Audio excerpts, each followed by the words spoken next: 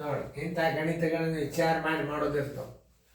ಒಂದು ಬಸ್ಸು ಗಂಟೆಗೆ 60 ಕಿಮಿ ವೇಗದಲ್ಲಿ ಚಲಿಸುತ್ತದೆ. ನಿರ್ದಿಷ್ಟವಾದ ವೇಗ 60 ಕಿಮಿಯಲ್ಲಿ ಚಲಿಸುವುದು. 3 ಗಂಟೆಗಳಲ್ಲಿ ಅರ್ಧ ದೂರವನ್ನು ಕ್ರಮಿಸಿದರೆ ನಿರ್ಧರಿಸಿದ ದೂರವನ್ನು ಎಷ್ಟು ಗಂಟೆಗಳಲ್ಲಿ ಕ್ರಮಿಸುವುದು? ನೋಡ್ರಿ ಹೆಂಗದ, ಎಷ್ಟು ವಿಶೇಷವಾದಂತಹ ಗಣಿತಗಳು. ನೀವು ವಿಚಾರ ಮಾಡಬೇಕಾಗ್ತದೆ ಇಂಥ ಗಣಿತಗಳು. ಮುಂದೊಂದು ಥಿಂಕಿಂಗ್ ಪವರ್ ಗಣಿತ ಕೊಟ್ಟಂದು ನಾನು, ಅದನ್ನು ನೀವು ತಿಳ್ಕೊಂಡ್ರಿ ಅಂತಂದ್ರೆ ಗಣಿತಗಳು ಭಾಳ ಸರಳ. ನೋಡ್ರಿ, ಈಗ ಒಂದು ಸ್ವಲ್ಪ ವಿಚಾರ ಮಾಡ್ತಕ್ಕಂಥ ಗಣಿತಗಳು ಬಂದು ನೋಡ್ರಿ ಹೆಂಗೆ ಹೇಳ್ತಾನವ. ಒಂದು ಬಸ್ಸು ಗಂಟೆಗೆ 60 ಕಿಮಿ ವೇಗದಲ್ಲಿ ಚಲಿಸೋ, ಅದು 3 ಗಂಟೆಗಳಲ್ಲಿ ಅರ್ಧ ದೂರವನ್ನು ಕ್ರಮಿಸಿದರೆ ನಿರ್ಧರಿಸಿದ ದೂರ ಎಷ್ಟು ಗಂಟೆಗೆ ಕ್ರಮಿಸುವುದು ಅಂತ. ಅಂದ್ರೆ 3 ಗಂಟೆ ಕ್ರಮಿಸಿದ ದಾರಿ ಎಷ್ಟದ? ಅರ್ಧ ದಾರಿ ಬರೋಬ್ಬರಿ ಮಾಡಿರಲ್ಲ. ನೀವು ಮಾಡೋದಾಗಿತ್ತು ನಾ ತಿಳಿಸ್ತೇನೆ ನೋಡ್ರಿ. ಮಾಡಿದ್ರಿ ಅಂತಂದ್ರೆ ವಿಡಿಯೋ ಆನ್ ಮಾಡ್ರಿ, ನಾ ತಿಳಿಸಿದ್ ಬರ್ತಾವ ನೋಡ್ರಿ. ಅವೆಲ್ಲ ದಾರಿ ಒಂದು ಎಷ್ಟು ದಾರಿ ಅದನ್ನು ಹೇಳ್ಯಾನ ಅನ್ನೋದು ನೀವು ತಿಳ್ಕೊಬೇಕು. 3 ಗಂಟೆಗೆ ಅರ್ಧ ದಾರಿ ಬರೋಬ್ಬರಿ 3 ಗಂಟೆ. ಒಂದು ಪೂರ್ಣ ದಾರಿ ಅಂದ್ರೆ ತಿಳ್ಕೊತೀರಿ. ಒಂದು ದಾರಿ ಬರೋಬ್ಬರಿ ಎಷ್ಟು ಗಂಟೆ? 1 ಗುಂಡ್ಲೆ 3 ಸರ್ವಾಸ ಬಾಗಲೆ ಮ್ಯಾಲೆ ಏನಾಗ್ತದೆ? 2 ಆಗ್ತದೆ, ತೆಳಗೆ 1 ಆಗ್ತದೆ. ಇದನ್ನ ನೆನ್ಪಿಟ್ಬೋದು. ಇಲ್ಲಿ ಭಿನ್ನ ರಾಶಿ ಅಂತಂದ್ರೆ ಮ್ಯಾಲೆ ವೃತ್ಕ್ರಮ ಆಗ್ತದ. ಏನಾಗ್ತದ? ಅದು ವೃತ್ಕ್ರಮ ಆಗ್ತದೆ.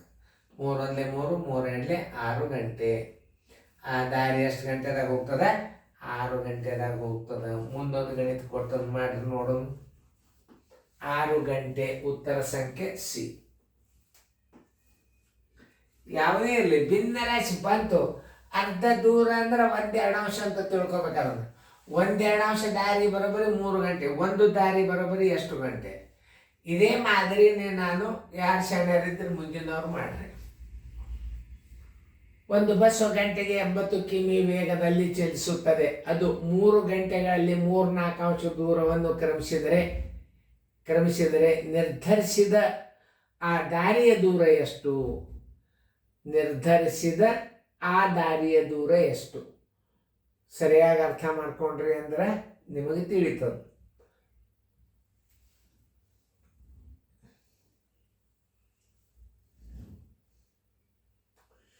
ನೋಡ್ರಿ ಎಷ್ಟು ವಿಶೇಷ ಇರ್ತಾವ ಗಣಿತಗಳು. ಹೆಂಗ್ ಮಾಡ್ಬೇಕು ಅನ್ನೋದು ನೋಡ್ರಿ. 3/4 ಅಂಶ ದಾರಿ ಅಂದ್ರೆ ಎಷ್ಟು ಕಿಲೋಮೀಟರ್ ಅಂತ ತಿಳ್ಕೊಬೇಕು ನೀವು. ನೋಡ್ರಿ, 3/4 ಅಂಶ ದಾರಿ ಅಂದರೆ ದಾರಿ ಬರೋಬ್ಬರಿ ಗಂಟೆಗೆ 80 ಕಿಲೋದ 3 ಗಂಟೆ ಹೋಗ್ತದಂದ್ರೆ 80 ಗುಂಡ್ಲೆ 3 ಅಂದ್ರೆ 240 ಕಿಲೋಮೀಟರ್. 3/4 ಅಂಶ ದಾರಿ ಬರೋಬ್ಬರಿ 240 ಕಿಲೋಮೀಟರ್ ಆಯ್ತು. ನೋಡ್ರಿ, ಸರಿಯಾಗಿ ಅರ್ಥ ಮಾಡ್ಕೋಬೇಕು ಗಣಿತಗಳನ್ನು. ಏನು 3/4 ಅಂಶ ದಾರಿ ಅಂದ್ರೆ ಗಂಟೆಗೆ 80 ಕಿಲೋಮೀಟರ್ ಆದಂಗ 3 ಗಂಟೆ ಹೋಗ್ತದದು. ಒಂದು ದಾರಿ ಬರೋಬ್ಬರಿ ದಾರಿ ದೂರ. ನೋಡ್ರಿ, ಒಂದು 3/4 ಅಂಶ ದಾರಿ ಬರೋಬ್ಬರಿ 80 ಕಿಲೋಮೀಟರ್. 1 ಗಂಟೆಗೆ 80 ಕಿಲೋಮೀಟರ್ ಹೋಗ್ತದೆ. 3 ಗಂಟೆದ 3/4 ಅಂಶ ದಾರಿ ಹೋಗ್ತದೆ. ಅದು 3 ಗಂಟೆದಾಗ 3/4 ಅಂಶ ದಾರಿ ಆದ್ರೆ ಒಂದು ದಾರಿ ಬರೋಬ್ಬರಿ ಎಷ್ಟು? ಸರಳ ಮೆಥಡ್ ಇದು ನೋಡ್ರಿ. 1 ಗುಂಡ್ಲೆ 80 ಗುಂಡ್ಲೆ 3. ಇದು ಭಿನ್ನ ರಾಶಿ ಅದ ಅಂದ್ರೆ ಏನು ಮಾಡ್ಬೇಕು? ಮೇಲೆ 4 ಆಗ್ತದ, ತಳಗ 3 ಆಗ್ತದೆ. ಈ 3 ಹೊತ್ತು ಈ 3 ಹೊತ್ತು 8 4 32. ಆ ದಾರಿಯ ದೂರ ಎಷ್ಟು? 320 ಕಿಲೋಮೀಟರ್. 320 ಕಿಮಿ. ಎಷ್ಟ ಉತ್ತರ? ಬಿ. ನೋಡ್ರಿ ಎಷ್ಟು ಸರಳ ತಿಳಿಸಿದ್ ನೋಡ್ರಿ ನಾ ಗಣಿತ. ಇನ್ನೊಂದು, ಇಲ್ಲಿ ಗಂಟೆ ಮತ್ತು ಅಂಶ ಸೇಮ್ ಆಗಿತ್ತು ಅಂದ್ರ ನೋಡ್ರಿ, 3 ಗಂಟೆದ ಅಂಶನು 3 ಅದ. ಇದರ ಅಪೋಸಿಟ್ 8 4 32 320 ನವದೈತೆ ಹೇಳಿ. ಹುಷಾರಿರ್ಬೇಕು, ಭಾಳ ಹುಷಾರ್ಲೆ ಮಾಡಬೇಕು. ಯಾಕಂದ್ರೆ ಅಲ್ಲಿ ಛೇದ ಮತ್ತು ಅಂಶ ಎರಡು ಒಂದೇ ಆದವು ಅಲ್ಲಿ. ಯಾಕಂದ್ರೆ ಇಲ್ಲೂ ಅಷ್ಟೇ ಬಂದದ, ಇಲ್ಲೂ ಅಷ್ಟೇ ಬಂದದ ಅಂದ್ರೆ ಇದ್ರ ಗುಣಲಬ್ಧೆ ದಾರಿಯ ದೂರ ಇರ್ತದೆ. 80 ಗುಂಡ್ಲೆ 4.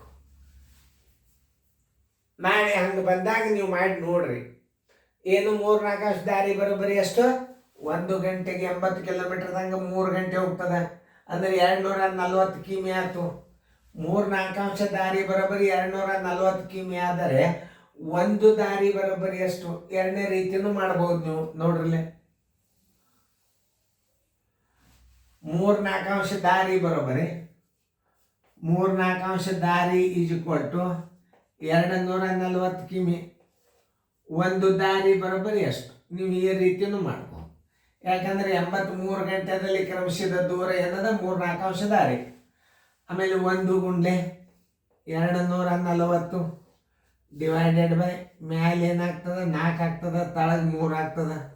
3 1 3 80 84 320 ನೋಡಿ ಈ ರೀತಿಯೂ ಮಾಡ್ಬೋದು ನೋಡಿ. ಇದು ಎಂಟಿ ಥಿಯರಿ. ಒಂದು ಭಿನ್ನ ರಾಶಿ ಬಂತ ದಾರಿ 1 ಅಂತ ತಿಳ್ಕೊಂಡು ಬಿಡ್ರಿ ನೀವು. ಶೇಕಡ ಬಂತಂದ್ರೆ 100, ದಶಮಾಂಶ ಬಂದ್ರು 1, ಭಿನ್ನ ರಾಶಿ ಬಂದ್ರು 1. ದಶಮಾಂಶದಾಗ ನೀವು 1 ಅಂತ ತಿಳ್ಕೊರಿ. ಅಲ್ಲಿ ಸ್ಥಾನ ಮೇಲೆ ಅದು ಏನು ಮಾಡ್ತದೆ? 0 ತಗೋತದೆ. ದಶಮಾಂಶದಾಗ 1 ತಿಳ್ಕೊಬೇಕು, ಭಿನ್ನ ರಾಶಿಯಾಗ 1 ತಿಳ್ಕೊಬೇಕು, ಶೇಕಡದಾಗ 100 ಅಂತ ತಿಳ್ಕೊಬೇಕು. ಈಗ ಎಲ್ಲರಿಗೂ ಗುರ್ತಾಗ್ಯದಲ್ಲ. ಇಂಥ ಮಾದರಿಗಳು ಬಂದಾಗ ನೀವು ಮಾಡಬೇಕಾಗ್ತದೆ. ಚೆನ್ನಾಗಿ ಮಾಡಿರಿ, ತಿಳ್ಕೊಂಡು ಮಾಡಿರಿ, ಬರ್ಕೋರಿ ಇದು ಫೇರ್ದಾಗ.